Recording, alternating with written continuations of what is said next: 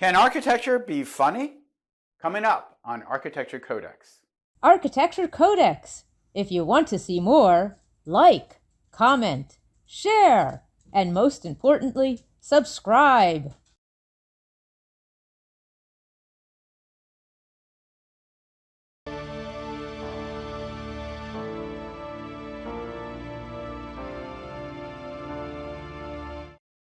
Growing up as a New Yorker of Italian descent, I was unaware of the significant Italian culture that was part of the city of New Orleans. Everyone is aware of the French, Spanish, and African influences, and the unique combinations that created Cajun and Creole cultures. New Orleans was the home of amazing food, Mardi Gras, and the birthplace of jazz. So when Piazza dell'Italia opened up in 1978, its primary purpose, marking the contribution of Italians to the city of New Orleans, was achieved, for me at least. Italians, predominantly Sicilians, immigrated here in large numbers during the late 19th and early 20th centuries, as a cheap source of labor since many of the African American workers were leaving the hostile racial conditions of the Deep South. Ethnic conflict was still a problem, and in 1891, 11 Italian Americans were lynched by a mob.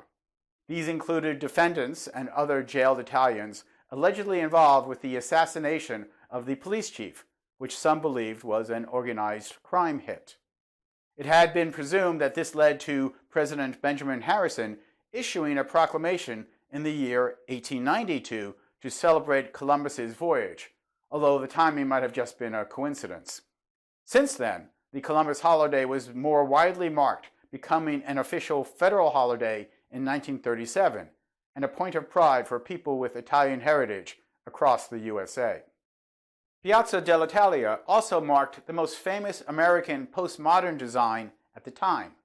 This was the branch of architecture rejecting the sterile and anti-history nature of modern architecture.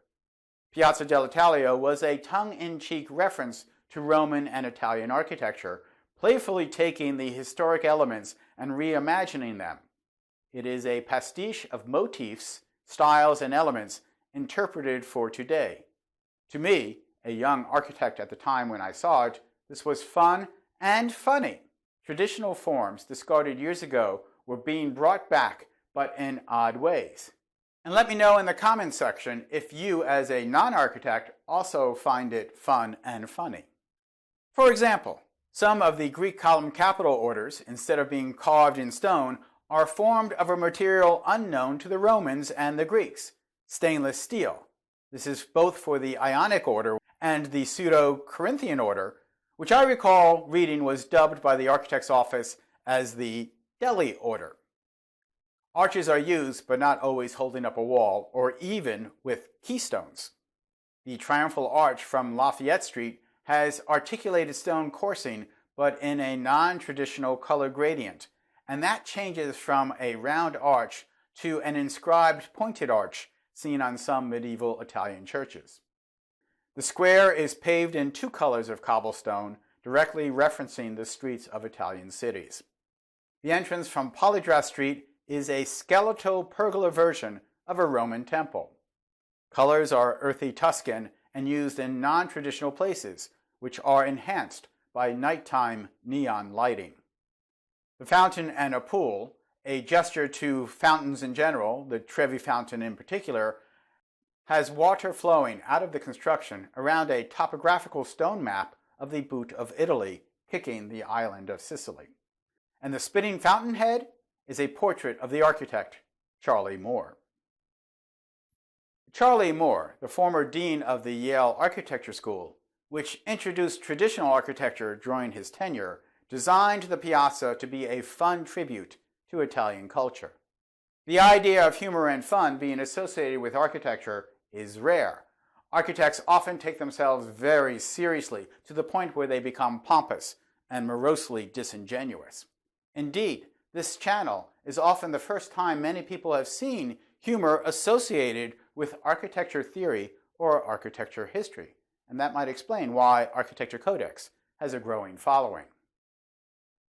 The square was placed among a development of 1980s hotels in what New Orleans calls the Business District, a bit upriver from the heart of New Orleans, Jackson Square, and Bourbon Street.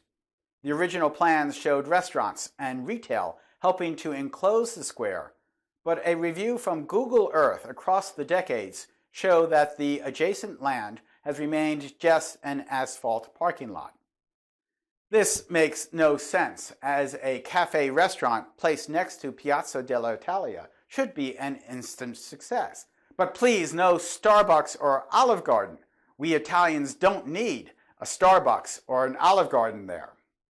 Decaf cappuccino primo, non-fat magnifico, double espresso, regulare. I'll take you over here, sir. I think I'll have an espresso. Paul, you want anything? They got any just coffee? Our cafe du jour is New Zealand peaberry. Madon. Whatever. It's $4.20. Pick it up over there. Italian people. How do we miss out on this? What? Espresso, cappuccino. We invented the and all these other suckers are getting rich off. Yeah, isn't it amazing? And it's not just the money. It's a pride thing. All our food. Pizza, calzone, buffalo mozzarella, olive oil. These had nothing. They ate before we gave them the gift of our cuisine. Development around the Piazza dell'Italia languished a bit, and the piazza, owned by the city, suffered from neglect. It was as if the piazza also imitated Roman architecture by becoming a ruin. To attract development, the square was restored in 2004 and again in the 2010s. It appears the city continues to offer the site to developers to finally enclose the piazza inside new buildings with that retail and restaurant originally planned. The last update I saw dates back to 2015, and since then, COVID, so it appears nothing yet has happened. So once again, we see a heralded piece of architecture in peril just 40 years later. It was designed to attract people to this section of town and never quite succeeded.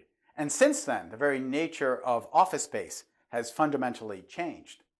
But will the Galvones, who ultimately make the decision as to whether Piazza dell'Italia is made or whacked, will their eyes be opened such that they realize, Mamma mia, it's bellissimo.